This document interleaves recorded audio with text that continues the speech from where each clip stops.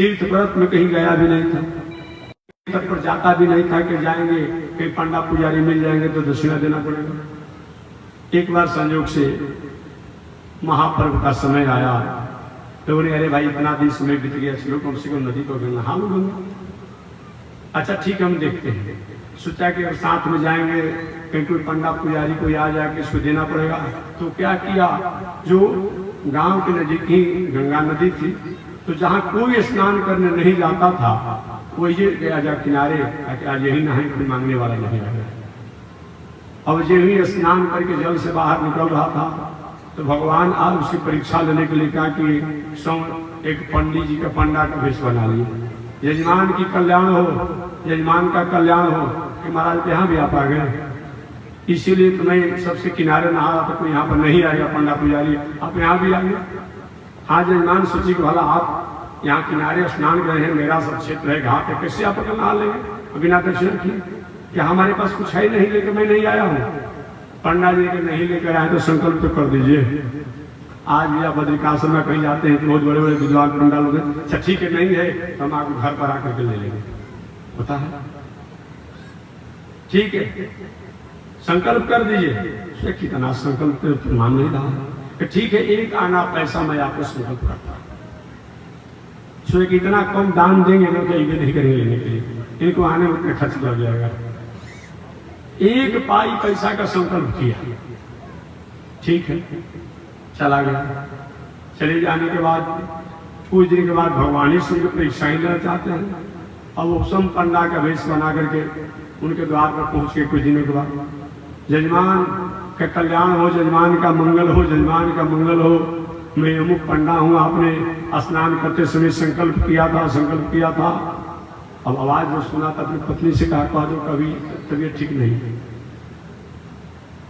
तबीयत ठीक नहीं है। पत्नी का महाराज बहुत दिन से तबीयत बिगड़ा हुआ, अनुकूल नहीं है, आप द्वार पर विश्राम करिए। पंडा जी ने बताओ यजमान के जहाँ तबीयत बिगड़ा हुआ हो, बिना तबीयत बिना देखे यजमान को हम जाएंगे, जब यजमान की तबीयत ठीक हो जाएगी तभी हम जाएंगे। क्या लोग हमने एक बहाना बनाया कि तबीयत के बहाना से कहीं चले जाएंगे तो रुक दो। अब रहे, अब रहते रहते कुछ दिन बीत गया तो कहा कि कह दो कि यजमान की मृत्यु हो गई। अब जाकर कह दिया पत्नी ने, महाराज जी तबीयत जो उनका बिगड़ा हुआ तो उनकी मृत्यु हो गई। तो पंडा जी ने कहा कि भला यजमान की मृत्यु हो गई, अभी ना संस्कार की मैं जाऊंगा। अब थोड़ी काम लगी, वो भी भगवान थे। अब क्या हुआ, अब समझिए भले मरने को तैयार हो गया, तबीयत खराब कर लेकिन देने को तैयार नहीं है। अंत में उसको लेकर के लोग जाने लगे, शमशान पर गए और उसकी अर्थी को अग्नि पर सुला दी गई। अब जो भी अग्नि 12 जा रहा था, हुआ कि कम से कम अभी तो कुछ होता। अब अग्नि जो ही 12 गया तो कार्य में मरा नहीं, मैं तो जिंदा हूँ, मैं इस काम से ऐसा मैं किया हूँ। तब ऐसा क्यों किए हैं? भगवान ने कहा क्या चाहते हैं? मैं यही चाहता हूँ कि आपने जो जिसको मैं संकल्प किया हूँ एक आना एक पाई, उसको आप मुक्त कर दीजिए, इसीलिए मैं ऐसा काम किया हूँ। फिर भी अंत में भगवान को दिया नहीं एक पाई, शमशान तक जाने के लिए तैयार हो गया लेकिन एक पाई दिया नहीं। एक कंजूसों का एक बहुत बड़ा महत्व होता है, कृपणों का। इसलिए कंजूस कहते किसे हैं? हमारे पास साधन न हो, संसाधन न हो, अब उसके कारण मैं किसी को नहीं दे रहा हूँ, वो कंजूस ना कहलाता है। कंजूस उसे कहा जाता है, कृपण उसे कहा जाता है हमारे पास वस्तु व्यवस्था तो हो लेकिन होने के बाद भी हम अपनी क्षमता अनुसार किसी को नहीं देते हैं, वो कृपण कहलाता है। कार्पणस्य भाव कृपण कहा जाता है। तो भगवान श्री कृष्ण श्रीमद् भगवत गीता में कहते हैं कि हमारे भगवान की प्राप्ति की अनेक साधन बताए गए हैं, योग साधन, उपनिषद साधन, वेद साधन, ज्ञान साधन। लेकिन सभी साधनों में सबसे श्रेष्ठ अगर कोई साधन है तो हम अपने कर्म और कर्म के फल को परमात्मा के चरणों में अर्पण कर दें। सुंदर घर बना करके, दलान मकान बना करके, गाड़ी घोड़ा रखे हुए हैं, कपड़ा है, भोजन है, सब कुछ है, लेकिन प्रभु आपने कृपा किया है, आप नहीं कृपा किए होते आज इतना मेरा सुंदर मकान कहाँ से होता, गाड़ी कहाँ से होता, दलान कहाँ से होता, कपड़ा कहाँ से होता। यही भगवान श्री कृष्ण के पिता श्री को नारद जी ने बताया कि हे वसुदेव जी, यही भगवान की प्रसन्नता का सबसे सरल उपाय है। कायेन वाचा मनसेन्द्रियैर्वा बुद्ध्यात्मना वांसत स्वभावात् करोमि यद्यत् सकलं परस्मै नारायणेति समर्पयामि। आगे श्री वसुदेव जी ने कहा कि ऐसी भावना आएगी कैसे, ये भावना हमारे में कैसे आएगी? श्री नारद जी महाराज ने कहा इसके लिए भक्ति करनी पड़ती है। अब भक्ति करने के लिए भक्त बनना पड़ता है। भक्त कितने प्रकार के होते हैं? First class, second class, third class और फोर्थ क्लास, 4 प्रकार के भक्त होते हैं। फर्स्ट क्लास के भक्त वो हैं जो पूरे दुनिया में परमात्मा की सत्ता मान करके कहीं भी गलत मार्गों पर नहीं रहते हैं। मंदिर में भी उनकी वही भावना रहती है, घर में भी वही भावना होती है, यानी हर जगह उनकी वही भावना होती है। वो फर्स्ट क्लास भक्त है। इसी कैटेगरी के तुलाधार वैश्य की कथा में सुना हुआ, तुलाधार वैश्य इसी कैटेगरी के। फर्स्ट क्लास भक्त क्या होता है? पूरी दुनिया में कहीं भी रहेगा, मंदिर से लेकर के, घर से लेकर के, कहीं से लेकर के, हमेशा वो सत्यमय और सात्विकमय वृत्तियों में जीता है। वो फर्स्ट क्लास का भक्त है। मीरा जी ने मूर्ति में भी कृष्ण का दर्शन किया। एकलव्य ने मिट्टी की मूर्ति बनाकर के भी अपने गुरु का दर्शन किया। शबरी जी ने स्वयं राम जब जंगल में घूम रहे थे, छोटे छोटे ऋषि कुमारों ने आकर के शबरी मैया से कहा था, शबरी मैया, इस राम के भजन तुम करती हो, तुम्हारे गुरु जी बता गए थे, शबरी तुम राम राम कह, तेरे घर राम आएंगे। वो राम जी जंगलों में घूम रहे हैं, चलो दर्शन कर लो। शबरी ने कहा, मेरे गुरु जी ने कहा है, शबरी तुम राम राम कह, तेरे घर राम आएंगे। और कहीं राम का मैं दर्शन करने चलूं और राम कहीं दूसरे रास्तों से मेरे आश्रम पर आ जाएंगे, और मेरे आश्रम पर कहीं उनका सत्कार समान करने वाला कोई नहीं रहने पर सत्कार नहीं हो पाएगा, मेरे गुरु का वचन असत्य हो जाएगा। इसलिए मैं राम को आदर करती हूँ, लेकिन मेरे गुरुदेव ने कहा है, शबरी तुम राम राम का, तेरे घर राम आएंगे। वो राम तो निश्चित रूप में मेरे गुरु के वचनों के कारण आएंगे। और सही में राम जी को शबरी जी के आश्रम पर आना। वाल्मीकि रामायण में आया है कि शबरिया पूजिता सम्यक जाते दशरथ आत्मजा। शबरी ने राम जी का जैसा सत्कार किया वैसा और कहीं नहीं देखा। और सत्कार के नाम पर क्या किया? एक मीठा बेर दे दिया, बेर खाने को दे दिया।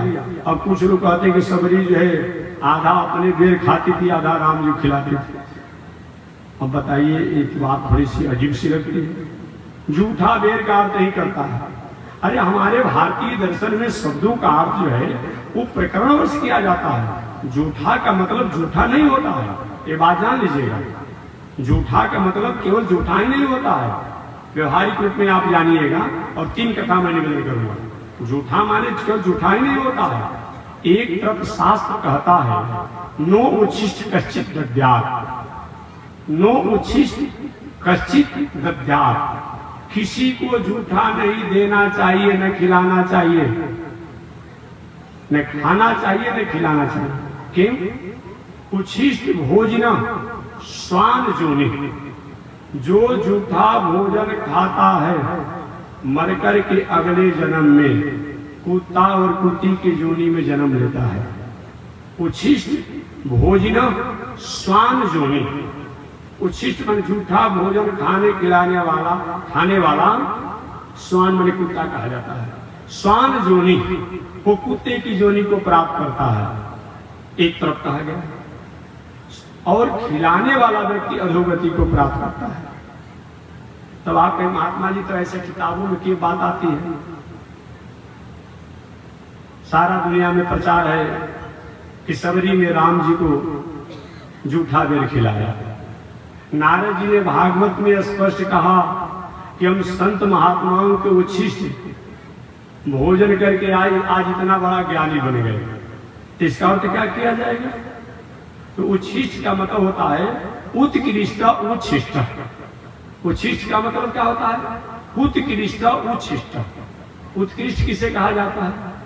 पहले के जमाने में, पहले के जमाने के बाद छोड़िए ना जी, हमारे पूज्य गुरुदेव श्री त्रिदंडी स्वामी जी महाराज जो थे, कुछ लोग सुने होंगे, कुछ लोग देखे होंगे, कुछ लोग जाने होंगे, कुछ लोग पढ़े होंगे स्वामी जी के बारे में। हम लोग इस क्षेत्र में स्वामी जी के साथ ब्रह्मचारी के रूप में कभी कभी रहने का मौका मिला। तो स्वामी जी की प्रातः काल की आरती इत्यादि होने के बाद हम सब लोग ब्रह्मचारी, आज तो बहुत बड़ी व्यवस्था हो गई है, सुविधा हो गया है, ना तो कहाँ है मैट और कहाँ है मंच, कहाँ है पंडाल बिछाना था, अपना अपने गमछी बिछा के लोग बैठते थे। कहाँ ऊपर से पंडाल लगता था, ऐसा नहीं होता था। जब उनमें कभी लग जाए तो लग जाए, बाकी कथा पर उसमें नहीं लगता था। और इतना बड़ा लाइट है, 2-4 गो लालटेन रहता तो काम चल जाता, 2-4 गो लालटेन रहता तो काम चल जाता। और माइक की भी व्यवस्था नहीं रहती, तो स्वामी जी से बोलते थे। ठीक है, युग धर्म है, अच्छा आज का इसका परिवेश है। एक उस जमाने की बात करता हूँ, आज से लगभग 30 वर्ष 35 वर्ष पहले की बात करता हूँ। स्वामी जी के साथ हम लोग रहते थे, गांव में जाते थे, 3 कोस 2 कोस 2.5 कोस 5, 7, 10 किलोमीटर तक भी हम लोग पैदल जाते थे। एक हाथ में जल रहता था, एक हाथ में अपना भिक्षा पात्र रहता था, लेकर हम लोग जाते थे। और गांव में जाकर के कच्चा अन्न घर से मिल जाता, लोग घर को लीप देते, उसमें पर्दा लगा देते और हम लोग प्रसाद अपने स्वपाकी बनाते। आज तो संत महात्मा भी रेडीमेड हो गया है, वो लोग भी दुकानें पर खड़े खड़े खा रहा है, खड़े खड़े, सब उनका भी बिगड़ गया। कैसा बदल गया संसार, कैसा बदल गया संसार। धर्म भी होगा, कर्म भी होगा, लेकिन कलयुग में शर्म नहीं रहेगा। कैसा बदल गया संसार, आज पता नहीं चल पा रहा। साधु महात्मा वो भी अपने आप दुकानें पर खड़े खड़े चाय पी रहा है, कॉफी पी रहा है, जलपान खा रहा है। मैंने कुछ को संस्कृति क्या से कुछ लेना देना ही नहीं रह गया है। कुछ बड़े बड़े महापुरुष हैं, बड़े बड़े मनीषी लोग हैं जो नियम धर्म का पालन भी करते हैं, ऐसा नहीं कहा जाएगा कि नहीं है लोग। लेकिन एक सबसे प्रथम यही ट्रेनिंग संत महात्माओं की दिनचर्या होती थी, कैसे लोग शंका करना, कैसे सोच जाना, कैसे क्या करना, ये सब होता था। कैसे भिक्षा बनाना, क्या करना, अब तो ही नहीं। बहुत से संत महात्मा होंगे जो कि अपने आप में भिक्षा करते समय भोजन करते आचरण करते होंगे, आचरण तो नहीं करते। एक कम से कम 3 बार आचरण करने को जाएगा, होता ही नहीं है। क्योंकि सब कुछ ठीक है, भेष है, भूषा है, सब कुछ ठीक है, लेकिन हम अपने संस्कृति सादगी से थोड़े थोड़े पीछे हटते चले जा रहे हैं। तो हम लोग जाते थे द्वार पर भिक्षा बनाने के लिए, भिक्षा ही कहा जाता था। और भिक्षा बना करके भोग लगा करके और एक अलग पात्र में लेकर के, पत्तल हो पात्र हो लेकर के हम लोग पा लेते। और जिस पात्र में भोजन बनाया जाता वो अलग रहता, उसी का नाम है उच्छिष्ट। उत्कृष्ट उच्छिष्ट, जो संत महात्मा या जो पात्र में भोजन प्रसाद बनाया गया और उसमें से निकाल करके जो प्रसाद पाया गया, तो पाने के बाद पात्र में जो भोजन बनता है वो उच्छिष्ट कहलाता है। उत्कृष्ट उच्छिष्ट, उसी प्रकार के भोजन को नारद जी ने भी किया था। जो संत महात्मा नारद जी ऋषि के आश्रम पर रहते थे, वहाँ संत महात्मा चतुर्मास करने के लिए आए थे। तो भिक्षा बनाने के बाद प्रसाद पा लेते थे, और प्रसाद पाने के बाद जो बने हुए पात्र में भोजन प्रसाद बचता था उसको नारद जी पाते थे। आज भी पुराने जमाने में आज भी कोई गुरु पुरोहित ऐसा आपको आता होगा गांव में घर में, तो प्रसाद बनाया आपने पाया, जो पात्र में बचा वो उच्छिष्ट है। ये नहीं कि गुरु जी हो, पुरोहित जी हो, थाली में पाए हो, उनका बचा हुआ वही खा के वही अपने आप में, यही से मोक्ष गति होगा। एक जगह ऐसा है, वो पंथ है, हम नाम नहीं धरेंगे, वो सारा भोग जब बन जाता है तो बनने के समय थू थू करता है, थूकता है, वो कहता है कि भोग लेगा और तब कोई खाएगा। अब बताइए ये कौन सा धर्म है? कहता है कि तुलसी पत्ता डालने से इन्फेक्शन हो जाएगा, वायरस हो जाएगा, इसीलिए हम थूक देंगे तो भोग हो जाएगा। ऐसा ऐसा कुपंथियों का पंथ चल गया है तो मत पूछिए, ऐसा ऐसा कुपंथियों ने पंथ चला दिया है। ये कोई धर्म होता है? ये कौन सा धर्म है जी? ये काहे का धर्म है? इस धर्म से क्या होने वाला है? इसीलिए उच्छिष्ट का मतलब जो इस पात्र में भोजन बना हो, उस पात्र से भोजन को निकाल करके भोग लगाया गया और प्रसाद पाया गया, और पात्र में शेष बचे हुए पात्र को उच्छिष्ट कहा जाता है। उत्कृष्ट उच्छिष्ट। अगर नारद जी की ऐसी बात आती है कि नारद जी ने भागवत में कहा है मैं उच्छिष्ट संत महात्माओं का भोजन खा करके आज इतना बड़ा ज्ञानी बन गया, एक उच्छिष्ट होता है। यहाँ पर सबरी जी की बात आती है कि सबरी जी की कथा आती है कि सबरी ने जूठा बैर राम जी खिलाया। भला ऐसा हो सकता है? हमारी माताएं बैठी है यहाँ पर, पहले दुनिया बदल गया है, जगत बदल गया है, सब कुछ बदल गया है। हमारी माताएं बैठी हैं, पुरुष वर्ग भी बैठे हैं, कितना भी कुछ नहीं जानती होगी, बूढ़ी माता हो या ज्योति माता जो भी हो। मैं निवेदन करूँ भाई देखो अपने घर से तुम बना करके सुंदर पकवान लाओ, आज तुम्हारे हाथ से बनाया हुआ मैं भोजन करूंगा। माताएं लाएगी कि क्या अपने पहले घर से खा करके तब लाकर भोजन हमको देगी? हमको तो समझ में नहीं आ रहा है कि ऐसा शायद माताएं करेंगे। मलिक और दिनों थोड़ा इधर उधर होती होगी, लेकिन आज महात्मा जी को भोजन कराना है, इतना सुरता में रहेगी, अपने बोली जल तक नहीं पिएगी। वो तो ऐसी माता होगी, खाने की बात तो छोड़ दीजिए, और सुरता से भोजन लाएगी और लाकर देगी। तो सबरी जैसा भक्त था जो इतना पराकाष्ठ था, और भला आधा फल खाई और आधा राम को खिलाई, ऐसा होगा? इसीलिए जूठा का मतलब होता क्या है? सबरी जिस बेर के फल के स्वाद को पहले चख चुकी थी, अनुभव कर चुकी थी कि बेर जो है मीठा है, उसी बैर के फल को ले आई थी, न कि आधा खा करके आधा राम जी खिलाती थी।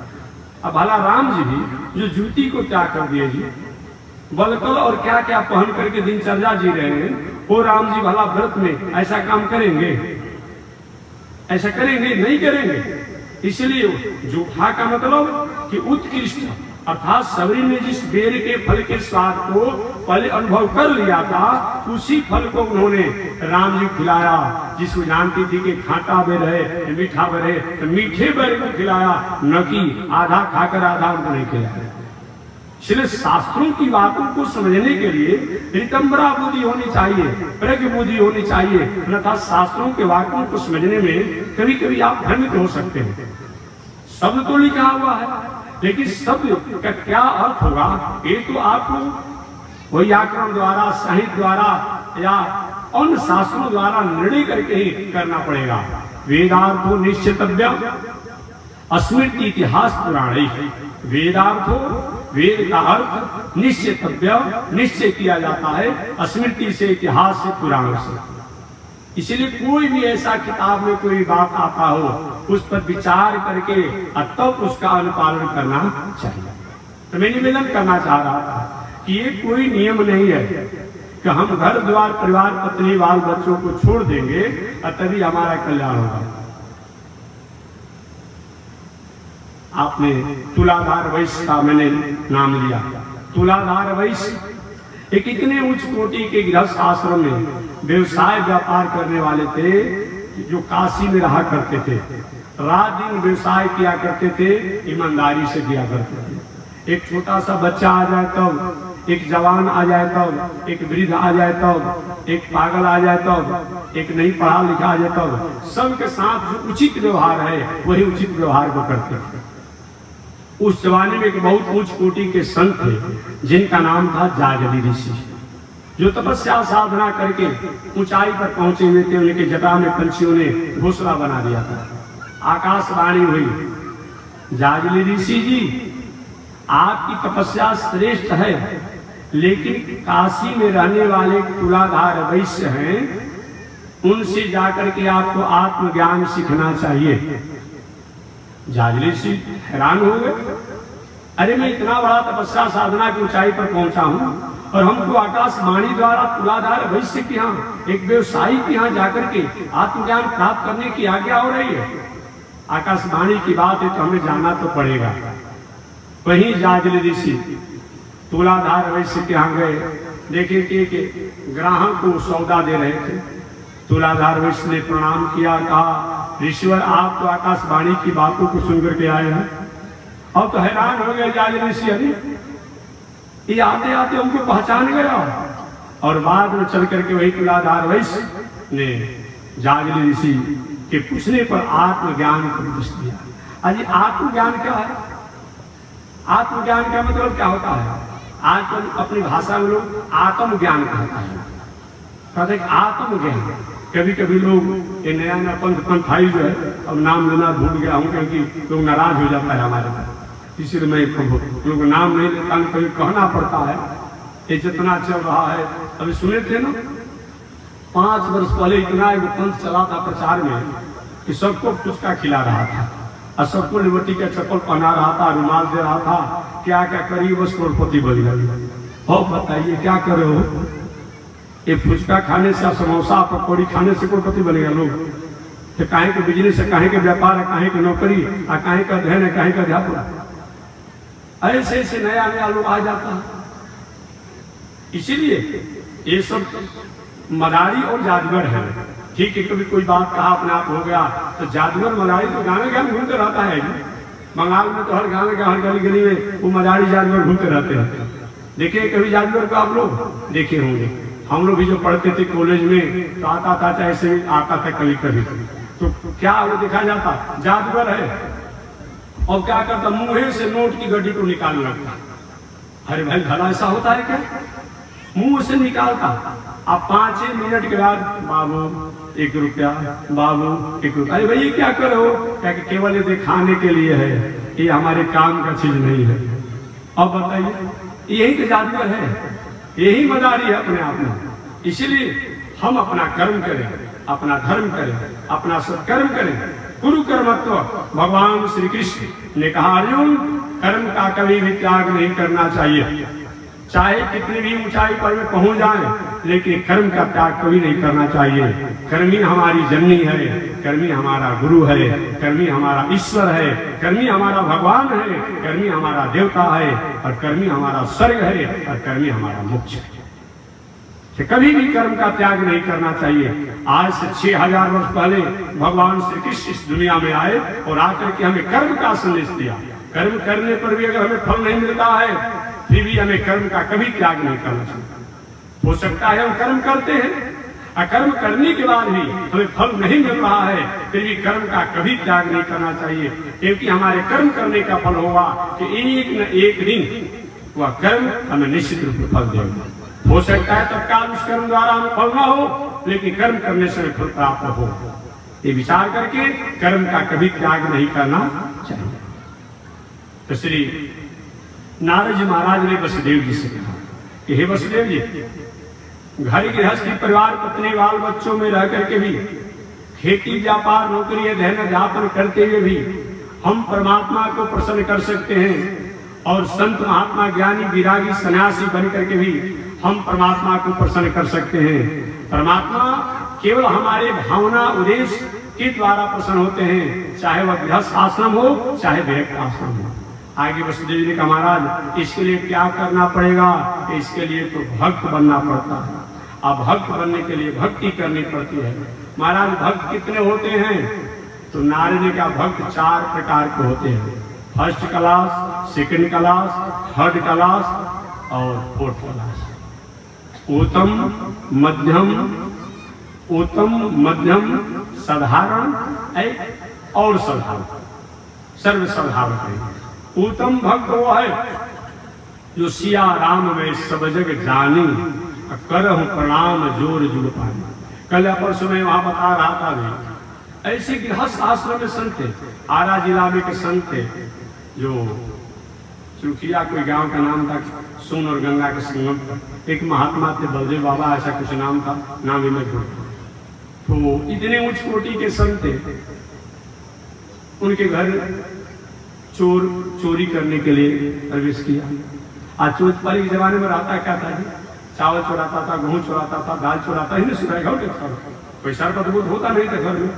अब चावल लेकर के जा रहा था, अब लेकर जा रहा था तो देखे बलदेव बाबा कि सुनिए चावल कैसे प्रसाद पाएंगे, दाल भी ले जाइए ना। अब उसको दाल भी देने लगे अपने आप ले जाने के लिए को, और हमारे भाई जगह मत जल्दी लेकर निकलिए। ऐसा उसको ठीक है। एक रामेश्वर बाबा थे उधर आरा जिला में, कि कहीं पंछी या कोई होते तो कहते कि राम जी का चिरई, राम जी का खेत और खाल चिरई भर भर। अपने आप में आनंद में रहने वाले थे, बहुत उच्च कोटि के हर संत लोग थे, एक उच्च कोटि के संत थे। तो संत का मतलब क्या होता है? संत कहते किसे? जिन्होंने अपने जीवन की दिनचर्या को ईश्वर की सत्ता में लय कर दिया है, विलय कर दिया है, स्थापित कर दिया हो। संसार में रहते हुए संसार को एक व्यवहार और औपचारिकता का दिनचर्या मानकर अपना जीवन जी रहा हो, उसी का नाम संत है। संत भेष का भी महत्व है, संत परिवेश का भी महत्व है, और संत उपदेश का भी महत्व है। भेष हो, परिवेश हो और उपदेश हो तो सोना में सुगंध है। और केवल भेष हो, उपदेश नहीं हो तो हम संत भेष हो सकते हैं, लेकिन हम उपदेश नहीं होने से सही माने में संत की हमारी पहचान नहीं हो सकती।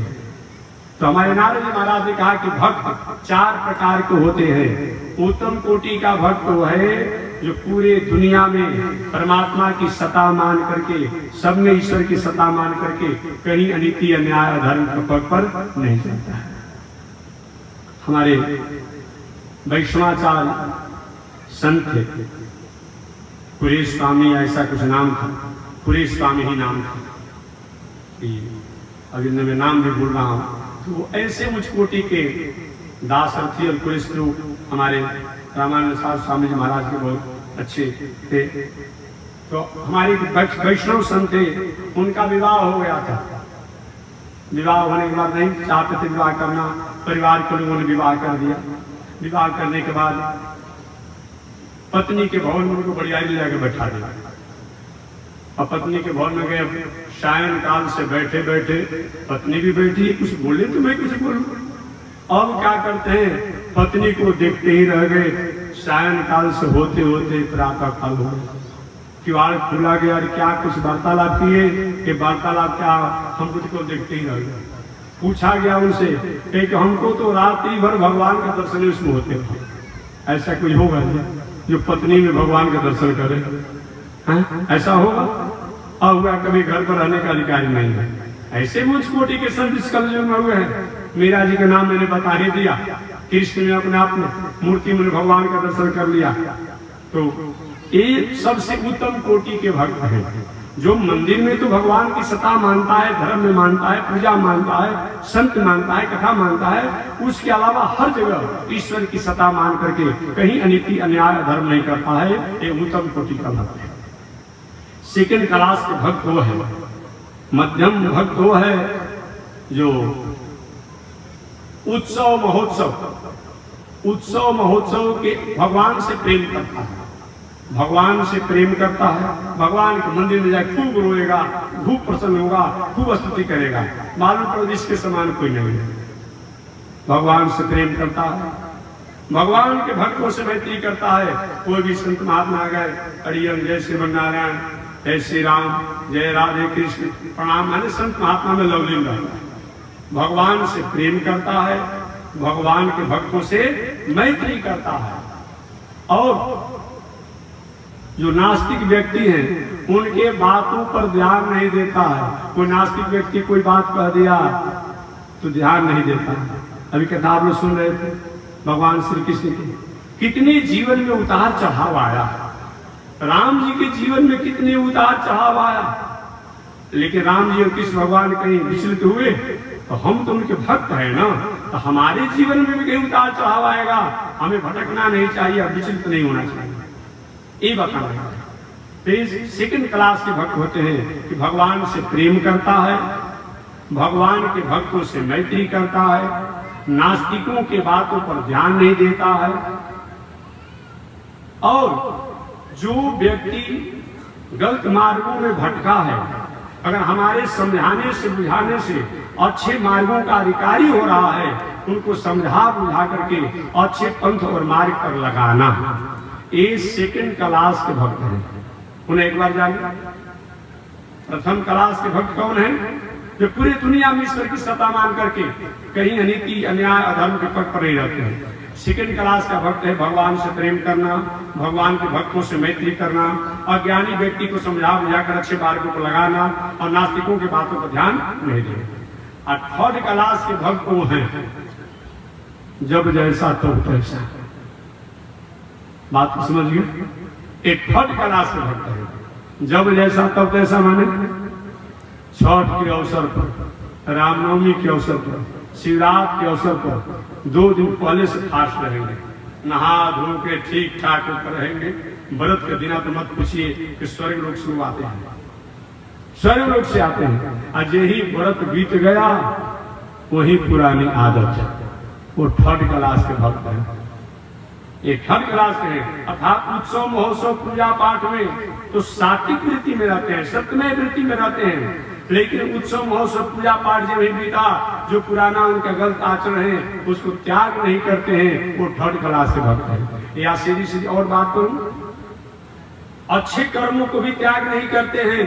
अब बुरा कर्म, जो बुरा लपत है, बुरा आदत है, उसको भी त्याग नहीं हो पाता है, वो थर्ड क्लास के भक्त है। बात समझ में? आज चौथा नंबर का भगत वो है भक्त, न उधो को देना न माधो को लेना। हमें धर्म कर्म पूजा पाठ से कोई मतलब नहीं है, कोई मतलब नहीं। जिसमें है उसी में अपना प्रमा हुआ है। एक चौथा क्लास का भक्त है। एक भक्त और होते हैं जो और श्रेष्ठ है। धन होने के बाद भी, बल होने के बाद भी, पद होने के बाद भी, प्रतिष्ठा ऐश्वर्य होने के बाद भी अपने में कभी धन का, बल का, पद का, प्रतिष्ठा का, ऐश्वर्य का, कीर्ति का कोई अहंकार नहीं होना, ये अचमा भक्त कहलाए गए अच्छे हैं। धन होने पर धन का अहंकार नहीं होना, बल होने पर बल का अहंकार नहीं होना, पद होने पर पद का अहंकार नहीं होना, वैभव होने पर वैभव का अहंकार नहीं होना, ये श्रेष्ठ बताए गए। ऐसा भक्त जो है वो सबसे श्रेष्ठ बताया गया है, और वो हमेशा हमेशा के लिए परमात्मा का अधिकारी होता है। आगे श्री वसुदेव जी महाराज ने कहा, महाराज ये भक्त बनने के लिए क्या करना पड़ता है? नारद ने कहा इसके लिए भक्ति करनी पड़ती है। भक्ति का मतलब क्या होता है? जो शास्त्रों का वाक्य है, वेदों का वाक्य है, ऋषियों का वाक्य है, उन वाक्यों को सुन करके, जान करके, पढ़ करके और जीवन के आचरण में लेना, इसका नाम क्या है? भक्ति है। महाराज ये भक्ति कितने प्रकार की होती है? तो भक्ति भी 3 प्रकार की होती है। ऐसे भक्ति को 2 भागों में बांटा गया है। एक भक्ति तो होता है जो हम शास्त्र के वाक्यों को अपना कर्म और मौलिकता मान करके वो कर्म करते हैं, वो श्रेष्ठ भक्ति है। उसमें मांगने की कोई गुंजाइश नहीं होती है, मांगा नहीं जाता है। मांगना क्या है? बिन मांगे मोती मिले, मांगे मिले न भीख। बिना मांगे मोती मिलता है, मांगने से तो भीख कोई नहीं देता है। ये सर्वश्रेष्ठ भक्ति है। और दूसरा भक्ति क्या है? जितना किए उतना मांगे। ये क्या है? ये व्यवहारिक और व्यवसायिक भक्ति है। इस भक्ति में कभी कभी धोखा हो जाती है, ये भक्ति में धोखा हो जाती है। हमने कोई पूजा किया, पाठ किया, तो कभी कभी एक हास्य में पौराणिक कथा कहकर वाणी को विराम देगा। ये भक्ति में क्या होता है? इसमें कभी कभी समस्याएं आ जाती है।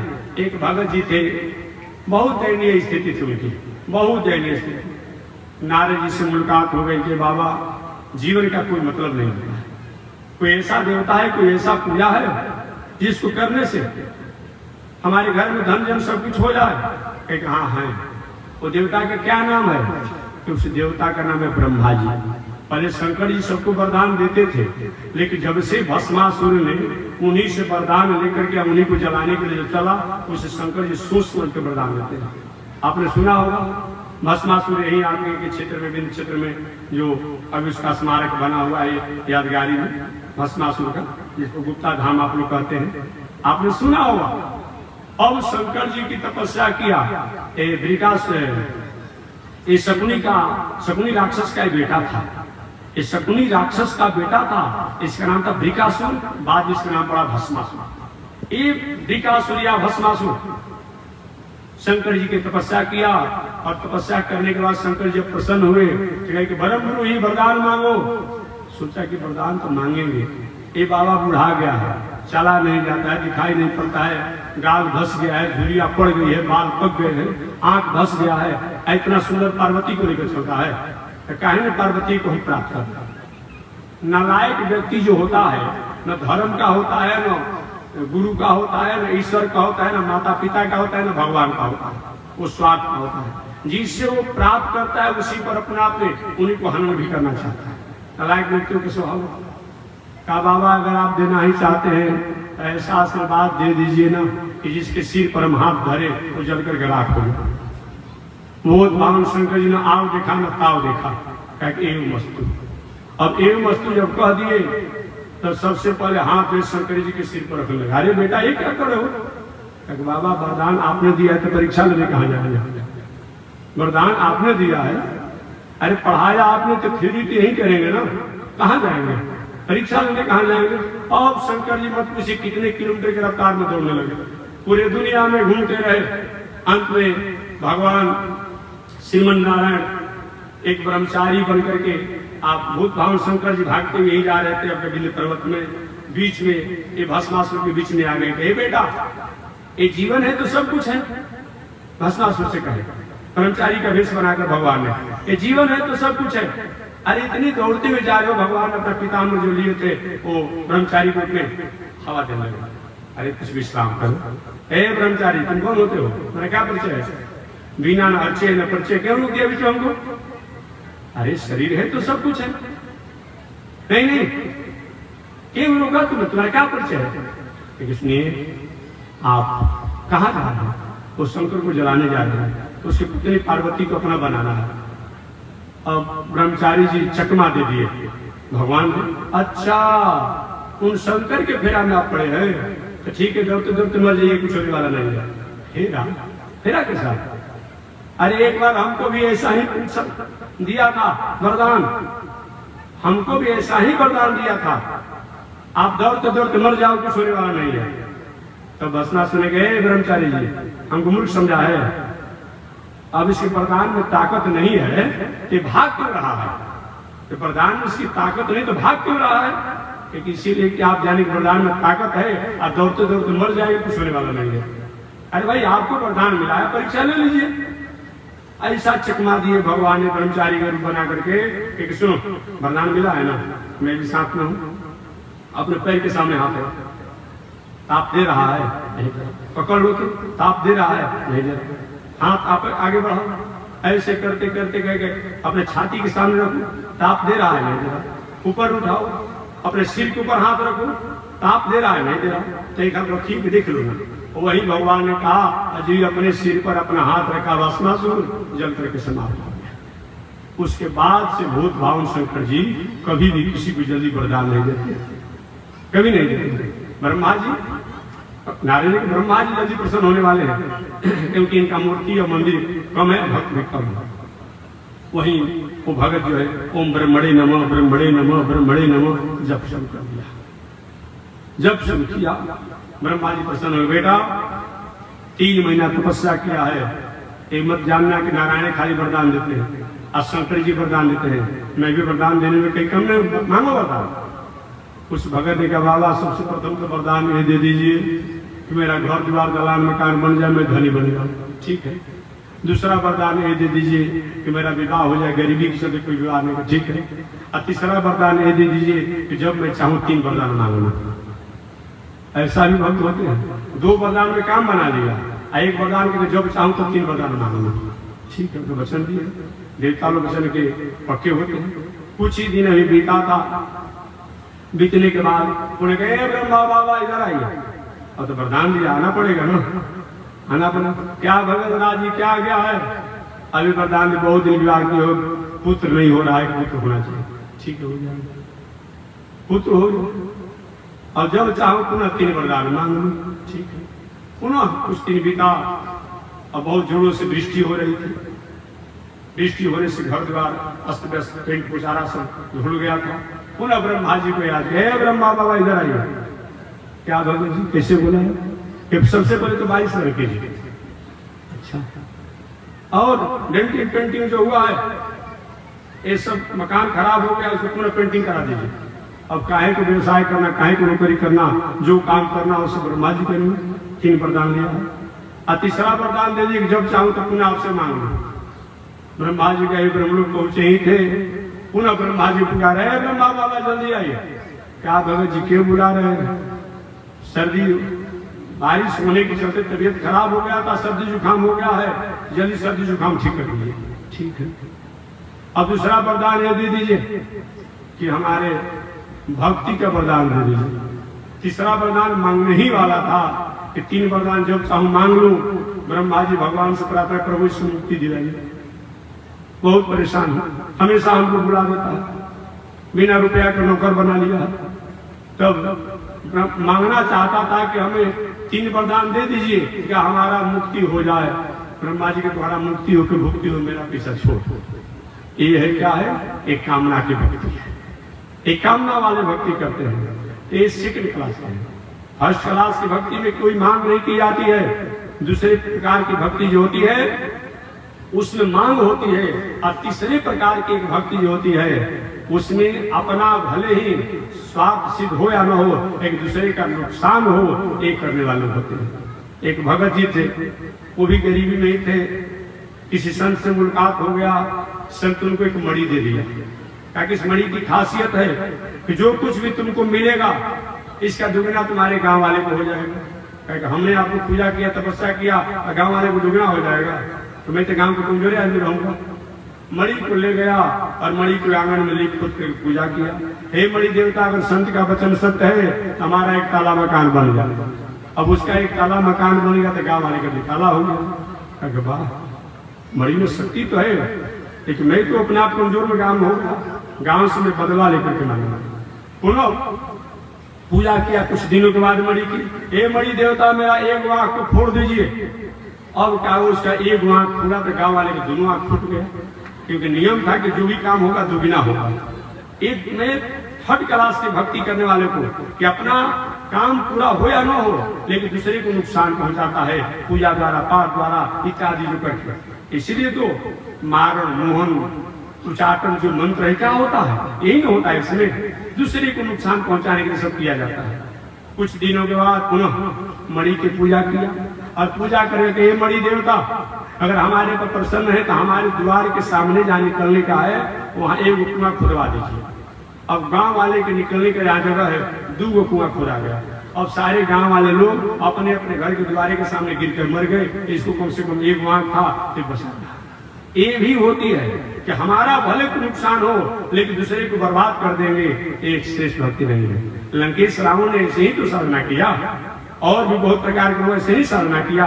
साधना का मतलब होता है, भक्ति का मतलब होता है कि जिन कर्मों को करने से, जिन उपासना को करने से, जिन साधना करने से, जिन आराधना करने से हमारा तो कल्याण हो, साथ ही साथ समस्त प्राणियों का कल्याण हो, मंगल हो, इसी का नाम भक्ति है। और ऐसी भक्ति करते हैं इस संसार में जीते जी हम मुक्ति को प्राप्त करते हैं, और शरीर त्यागने के बाद भगवान की कृपा के अधिकारी होते हैं। तो शेष चर्चा अगले दिन मैं करूंगा कि आगे चल करके द्वारिका में आगे भगवान श्री कृष्ण के पिता श्री वसुदेव जी और नारद जी का क्या संवाद हुआ, आगे भगवान अपनी अंतिम यात्रा जाते समय क्या समाज के लोगों को संदेश दिए, शेष चर्चा अगले दिन। आज इसी के साथ वाणी विराम। एक बार भगवान का नाम ले, आगे परमात्मा की जय श्री कृष्ण। श्रीमन नारायण लक्ष्मी नारायण, श्रीमन नारायण लक्ष्मी, श्रीमन नारायण नारायण नारायण, श्रीमन नारायण नारायण। बोलिए श्री लक्ष्मी नारायण भगवान की, भास्कर भगवान रामानुजाचार्य स्वामी महाराज की, विष्णु रंजनाचार्य श्री त्रिदंडी स्वामी महाराज की। हरि ओम। शांति ही शांति ही शांति। अब आपके सामने मोक्षदापुरी काशी वाराणसी से चलकर आए हुए जगत गुरु रामानुजाचार्य श्री लक्ष्मी नरसिंह मंदिर जोराज उत्तराधिकारी स्वामी मुक्तिनाथ जी महाराज की कथा आप 7:15 बजे से लेकर के 9:30 बजे तक, 9:30 बजे तक कथा को आपको सुनाएंगे। तो 9:30 बजे तक रात्रि तक का पता पंडाल में सादर आमंत्रित है। जय श्री नारायण। आरती का दर्शन किया जाए।